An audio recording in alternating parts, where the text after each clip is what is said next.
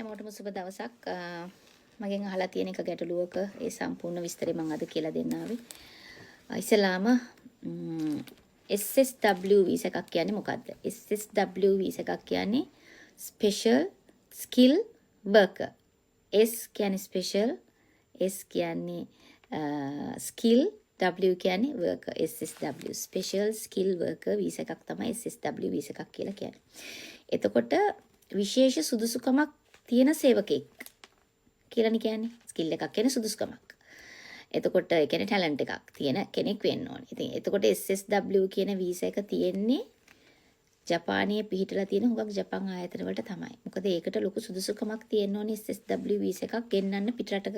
ඒ කියන්නේ විදේශික ශ්‍රමිකයෙක් තමන්ගේ ආයතනයට ගන්න නම් ඒ ආයතනය ලොකු වගකීමක් දරන ආයතනයක් සහ හරියට ටැක්ස් ගෙවලා හරියට පඩි ගෙවලා හොඳ ඒ කියන්නේ හැම දෙයකින්ම පොහොසත් ආයතනයක් වෙන්න ඕනේ. ඒ කියන්නේ බ්ලැක් ලිස්ට් වෙච්ච ආයතන වලට SSW ගෙන්නන්න බෑ. ඉතින් මේ ආයතන හුඟක් තියෙන්නේ ජපන් ජාතිකයන්ගේ. ශ්‍රී ලාංකිකයන්ගෙනුත් තියෙන තැන් තියෙනවා. නමුත් SSW වීසා එක තියෙන්නේ හුඟක් ජපන් ජාතිකයන්ගේ. එතකොට SSW වීසා එකක් හදන්නේ මෙහිමයි. අපි කියමු දැන් ඕගොල්ලෝ අහන ප්‍රශ්නකට මම උත්තර දෙන්නම්. ඉංජිනේරින් වීසා එකකට. මොකද ඉංජිනේරින් වීසා අපු මිනිස්සුන්ට ගොඩාක් ගැටලු දැන් ඇති වෙලා තියෙනවා. එයාලා හුඟක් අහනවා ඒක SSW වීසා එකකට යන්න බැරිද කියලා. තව ඉංජිනේරින් වීසා ආපු අය අහනවා තමන් ආපු ආයතනයෙන් පිට වෙන ආයතනයකට වීසා එක මාරු කරගන්න බැයිද ඉංජිනේරින් වීසා එකම කියලා. ওই දෙකම පුළුවන්. SSW යන්නත් පුළුවන්. ඔය වීසා එකෙන්ම වෙන ආයතනයකට යන්නත් පුළුවන්. හැබැයි ඔය වීසා එකෙන්ම වෙන ආයතනයකට යන්න නම් ඔය වීසා එකේ ඔයගොල්ලෝ පෙන්වලා තියෙන සර්ටිෆිකේට්ස් වලට අදාළ ජොබ් එක වෙන්න ඕන. ඔයාලා යුනිවර්සිටි සර්ටිෆිකේට්ස් දාලා තියෙනවා. ඊට අමතරව ඕගොල්ලෝ වර්ක් එක්ස්පීරියන්ස් දාලා තියෙනවා. ඒතර වර්ක් එක්ස්පීරියන්ස් දාපු සර්ටිෆිකේට් එක තමයි බලන්නේ මේගොල්ලෝ. වර්ක් එක්ස්පීරියන්ස් ලෙටර් එක තමයි ජපන් ආගමන විගමන දෙපාර්තමේන්තුවෙන් බලන්නේ. ඉතින් එතකොට ඒක අනිවාර්යයෙන්ම ඔයාලා දැන් අලුතෙන් යන කම්පැනි අපි කියමු එන්ජිනියරින් වීසා එකම වෙන කම්පැනියකට මාරු කරනවා කියලා. එතකොට ඒ කම්පැනි ওই සබ්ජෙක්ට් එක තියෙන්න ඕනේ. දැන් ඕගොල්ලෝ හුඟක් ඇවිල්ලා තියෙන්නේ ඉන්ජිනියර් වීසා එක කිව්වම මේකේ අතර category manager, import manager, export manager, area manager ඔය වගේ ඔක්කොම මැනේජර් වගේනේ තියෙන්නේ. ඔය වගේ කැටගරිස් වලින් තමයි ඔය ඉන්ජිනියරින් වීසා එක කියලා දීලා තියෙන්නේ. ඉතින් එතකොට ඔයාලා වෙන ආයතනයකට යනකොට ඔයාලගේ තියෙන ස්කිල් එකේ ඔයගොල්ලෝ ඔය පෙන්නලා තියෙන මොකක් හරි ස්කිල් එකේ අපි කියමු එක්ස්පෝර්ට් මැනේජර් ඉම්පෝර්ට් මැනේජර් ඒ වගේ පොසිෂන් එකක් අපොයින්ට්මන්ට් එකක් වෙන්නත් ඕනේ තියෙන්න ඕනේ ඒ ආයතනේ. අනිත් එක තමයි මෙච්චර ප්‍රමාණයක් මේ විදියට මෙච්චර ප්‍රමාණකින් නුයි මේක නවත්තන්න පුළුවන්. ඒ කියන්නේ ආයතන දෙකකින් මාරු වුණාට තුන්වෙනි එකට යන්න බෑ, හතරවෙනි එකට යන්න බෑ. එහෙම එකක් නැහැ. ඕගොල්ලන්ට හරියන එකක් සෙට් වෙනකන් හරියන ආයතනයක් මේ වෙනකන් ඕගොල්ලන්ගේ වීසා එක ආයතන වලට මාරු කරන්න පුළුවන්. හැබැයි ළඟ අවුරුද්දෙන් අවුරුද්දක ආයතන මාරු කරන්න ගියොත් ඉමිග්‍රේෂන් එකේ ඒ පිළිබඳ දැඩි සර්ච් එකක් කරනවා. දැඩිව සොයා බලනවා ඒගොල්ලෝ. මෙච්චර කල් වැඩ කරපු ආයතන මොනවද ඒවා තිබිච්ච ගැටලු. මේගොල්ලෝ ඒ ආයතන නමින් වීසා එක හදාගෙන වෙන තැන්වල වැඩ කරලා තියෙනද? එතකොට තමයි ඒගොල්ලෝ හොයන්නේ. ඇයිද මේ ළඟ මේගොල්ලෝ මේ ආයතනෙන් ඒ ආයතනයට යනවා. ඒ ආයතනෙන් මේ ආයතනෙට මේ එක්ක මේ ආයතන වල වැරදිද? එහෙම නැත්නම් මේ සේවකයාගේ වැරදිද කියලා බලනවා. ඒක එකක්. අනිත් එක තමයි ඕගොල්ලෝ කොයි ආයතනයකට මාරුණත් ඔයාලා වීසා එක ගෙන්නපු ආයතනේ නැතුව වෙන තැන්වල වැඩ කරලා වෙන ආයතන වලින් ටැක්ස් එක ගිහිල්ලා තිබුණොත් රජයට ඒක ගැටලුවක්. ඒක කොයි කැටගරි එකටත් එකයි. ඒක ඉංජිනේරින් කොයි කැටගරි එකටත් එකයි.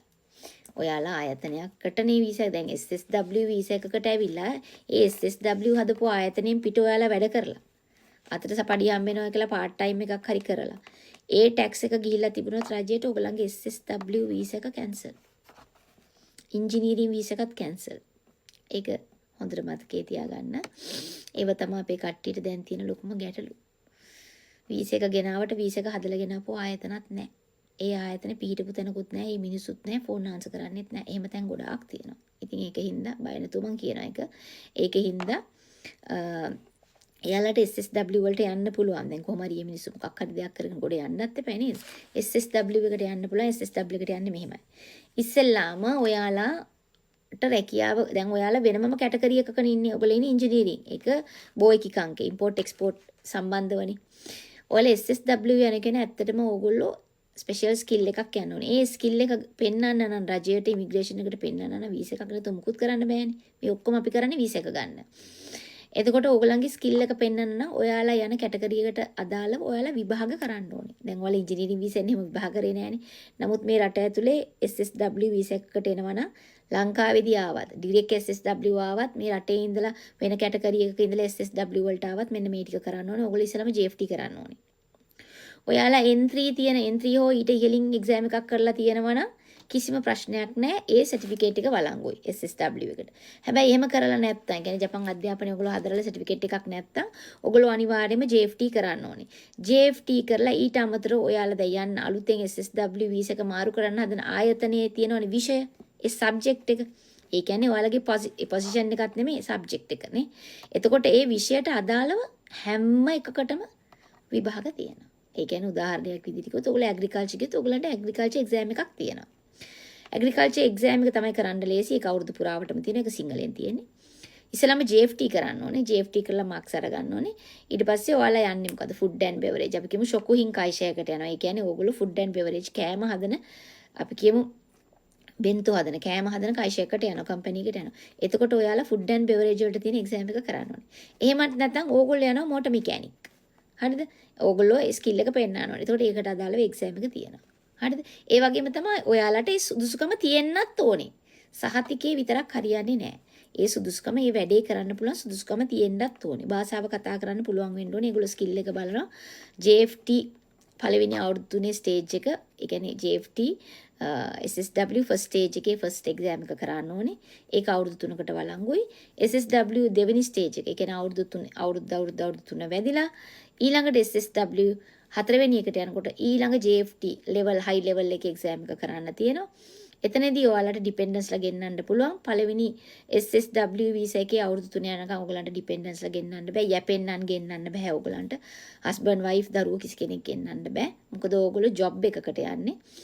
නමුත් SSW එකේ සෙකන්ඩ් ස්ටේජ් එක, ඒ කියන්නේ ෆස්ට් ස්ටේජ් එක අවුරුදු 3 ඉවර වෙලා සෙකන්ඩ් ස්ටේජ් එකේ JFT සෙකන්ඩ් එක්සෑම් එක කරාට පස්සේ ඕගලන්ට ඔටෝමැටික් ඩිපෙන්ඩන්ස්ලා ගෙන්නන්න පුළුවන්. හරිද? හැබැයි වැඩේ තියෙන්නේ මේක ඉස්සෙල්ලාම ඔයගොල්ලෝ හොයාගන්න ඕනේ ආයතනයක්. දැන් මම සරලව අපේ අය ගොඩාක් කරන දේවල් තමයි ඔය එළවලු පැකින්, එතකොට පළතුරු පැකින්, ඒ වගේ ආයතන තියෙනවා. දැනටත් වැඩ කරන අය ගොඩාක් ඉන්නවා ඉංජිනේරිං වීසා වලින් ආපු අය. ඒ ආයතනින් කැමතිනොත් ඕගොල්ලන්ව ගන්න අන්න ලේසි. එතකොට ඕගොල්ලෝ ඒ ආයතනයේ ડોකියුමන්ට්ස් ටික ඉල්ලගෙන JFT කරලා එතකොට කෘෂිකර්මයට සම්බන්ධයෙන් තියෙන එක්සෑම් එක ඕගොල්ලෝ ලියලා කියන්නේම ලොකුවට ලියන්න දෙයක් නැහැ. කම්පියුටර් එකේ ඕගොල්ලන් ටික් ගන්න තියෙන්නේ. සිංහලෙන් කෘෂිකර්මයට සම්බන්ධයෙන් තියෙන සිංහල එක්සෑම් එක ප්‍රශ්න අහලා තිනවා, උත්තර තුනක් දීලා තිනවා. එකකින් හරි උත්තරේ චෙක් එකක් දාන්න තියෙන කම්පියුටර් එකේ. ඒවට අදාළ මධ්‍යස්ථාන තියෙනවා.